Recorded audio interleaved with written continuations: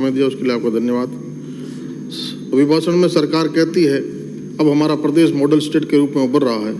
किन पैरामीटर्स पर उभर रहा है?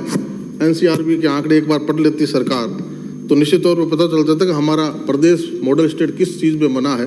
गैंगस्टर अपराध के मामलों में, महिला अत्याचार के मामलों में, दुराचार के मामलों में, बलात्कार के मामलों में, और ट्रांसपेरेंसी इंटरनेशनल कहती है भ्रष्टाचार के मामले में राजस्थान पहले पायदान पर है, मॉडल स्टेट है। सिरोही से आने वाले सदस्य ने अवैध खनन की बात की, अवैध रॉयल्टी की बात की, बजरी को लेकर चिंता व्यक्त की। पूरे प्रदेश में बजरी को लेकर एक त्राही है, और बीकानेर में जहाँ धरती से बजरी निकलती है किसी नदी नाले से खोदने की जरूरत नहीं पड़ती। वहाँ तो पूरा सरकारी तंत्र, सरकारी ओहदेदार सब लोग लूट में लगे हुए हैं। 10-10 गुना रॉयल्टी वसूली जा रही है ट्रक मालिकों से, बजरी 10 गुना महंगी हो गई है। इस बात पर सरकार को चिंता करनी चाहिए, लेकिन कहीं ये चिंता दिखाई नहीं देती। अभिभाषण में सरकार राज्यपाल से कहलवाती है जनसेवा के समर्पित 4 वर्ष।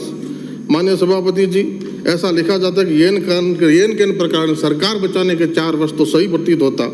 विगत 4 लिखते हैं कि विगत 4 वर्षों में शिक्षा, स्वास्थ्य, सामाजिक सुरक्षा, कृषि एवं कृषक कल्याण, पशुपालन, महिला बाल विकास, युवा कल्याण, ऊर्जा, उद्योग सभी क्षेत्रों में उल्लेखनीय कार्य कर देश में मिसाल कायम की है।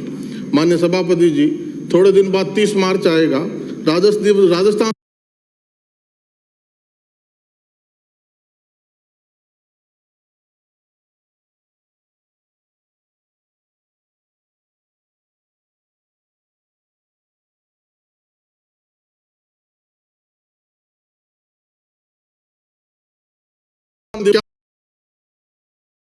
प्राइवेट यूनिवर्सिटी कहीं है तो राजस्थान में है।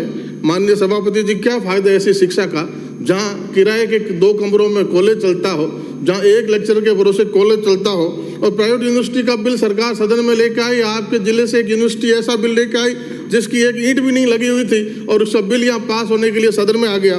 तो ये स्थिति जब शिक्षा की हो तो ऐसी झूठी वाई का क्या लेने देना। सिरोही से आने वाले सभा सदस्य ने कहा एग्रीकल्चर यूनिवर्सिटी, एग्रीकल्चर कॉलेज की बात की, 41 कॉलेज तो खोल दिए, लेकिन एग्रीकल्चर की गुणवत्ता, एजुकेशन की गुणवत्ता, कहाँ प्रैक्टिकल संसाधन होंगे, क्या उनके फील्ड होंगे, क्या उनके फार्म होंगे, क्या उनका प्रशिक्षण होगा, उस बात की कहीं चिंता नहीं है। तो इस तरह जब हम एक फौज तैयार कर देंगे जो अनस्किल्ड होगी, जो पूरी तरह से दीक्षित नहीं होगी, शिक्षित नहीं होगी, तो क्या वो अपने इस प्रतिस्पर्धा के दौर में ये टिक पाएगी? ऐसी फौज तैयार करने के लिए हम कुकर मुत्तों की तरह कॉलेज खोले जा रहे हैं बिना संसाधनों के। ऐसी शिक्षा का कोई फायदा नजर नहीं आता। माननीय सभापति जी, स्कूल शिक्षा की स्थिति देखिए, नन्हे मुन्ने बच्चे अभिभावकों संग सैकड़ों किलोमीटर पैदल चल के स्कूल को तालाबंदी करके हेडक्वार्टर पे आते हैं, डायरेक्टर के सामने आके धरना देते हैं। और ये एक गांव की नहीं, हर गांव की ये स्थिति है। तबादला उद्योग चलता है, गांव के गांव खाली हो जाते हैं, शहरों में अध्यापकों की पोस्टिंग हो जाती है।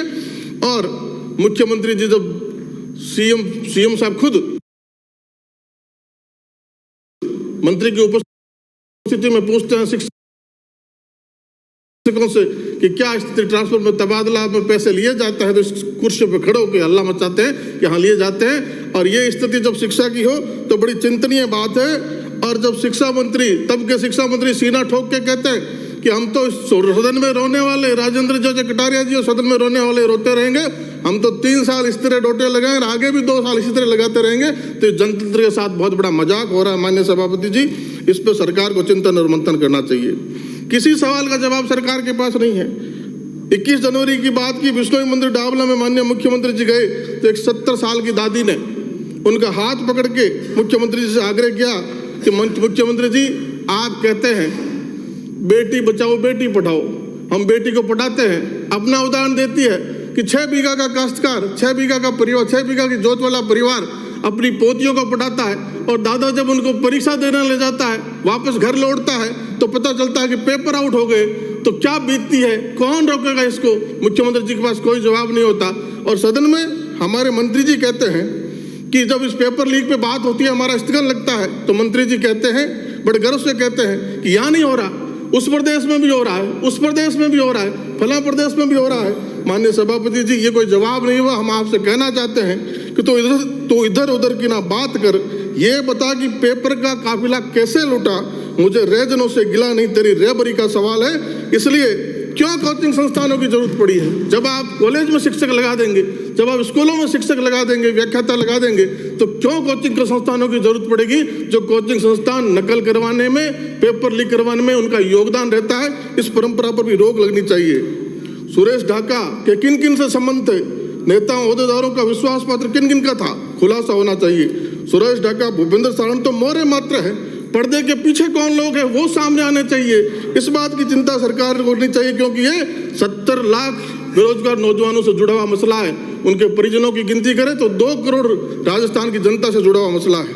कृषि कल्याण की बातें, बिजली ऊर्जा की बातें, बिजली मंत्री जी यहाँ बैठे हैं, बड़े गर्व से कहते हैं कि राजस्थान बिजली में आत्मनिर्भर हो गया है। 24,000 मेगावाट का उत्पादन होता है। कंजप्शन कितना होता है सभापति जी? 14,000 मेगावाट। 10,000 का फर्क पड़ा है। 2-3 हजार हम मान लें कि टीएनडी लॉसेज होता है, फिर भी क्या परिस्थितियां बनती है कि गांव में किसान को 8 घंटे बिजली की बात करने वाले 2 घंटे में बिजली नहीं दे पाते। माननीय सभापति जी 2 ही मिनट हुए हैं, 2 मिनट में समाप्त करें। 2 घंटे भी बिजली नहीं दे पाते।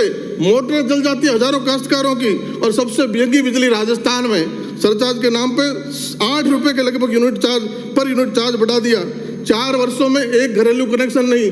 जो पैसा घरेलू कनेक्शन ले केंद्र से मिला वो भी 8 महीने इंतजार करते करते काम नहीं करोगे, लैप्स हो गया। कौन चिंता करेगा इस बात की? और टंकी के नाम पे क्या हो रहा है अभी नेता प्रतिपक्ष ने आपको बताया। और 4 वर्षों में 220 के जीएसएस बने हैं। मेरे नोखा में भी 500 का जीएसएस बना है। हम मंत्री जी से उम्मीद करते हैं कि उसकी लगातार पैरवी करेंगे। जीआईबी की वजह से जो अटका हुआ पास होगा और नोखा का ही काम होगा। अगर बिजली समय पे मिलती सभापति जी, किसानों की खेतों में सिंचाई हो जाती तो पाले की मार किसान पे नहीं पड़ती, उसका इतना असर नहीं होता। खेतों में पानी नहीं था, पाले की दोहरी मार पड़ी, और स्पेशल गिरदावरी के नाम पे सिर्फ लिपापोती हो रही है। और जो गिरदावरी आई है नोखा से बीकानेर से 33%, 35%, और दोबारा उसके बाद फिर से किसानों को नुकसान हुआ है। 15 जिलों में ओलावृष्टि से, 15 जिलों में पाले से। इस बात को भी देखना, दोबारा गिरदावरी जनप्रतिनिधियों के साथ हो। यूरिया खाद के नाम पे किस तरह लूट हुई। जब केंद्र में आपने जो एलोकेशन मांगा उससे आपको ज्यादा दिया। 3-3 वर्षों के आंकड़े उठा के देख लीजिए, रबी के खरीफ के, फिर भी यूरिया के वितरण में कहां धांधली हुई कि किसान को लाइन में लगना पड़ा और पुलिस के डंडे खाने पड़े। चिकित्सा की स्थिति, मेरे नोखा में डिस्ट्रिक्ट हॉस्पिटल की घोषणा, सीएससी पीएससी, लेकिन अभी तक धरातल पे कहीं ईंट भी नहीं लगी, काम शुरू नहीं हुआ। संविदा कर्मियों की स्थिति, जेजेएम की स्थिति सबसे धीमी रफ्तार। नोखा में काम चल रहा है, बहुत धीमी रफ्तार से चल रहा है। चिरंजीवी योजना जिसमें कई विसंगतियां हैं।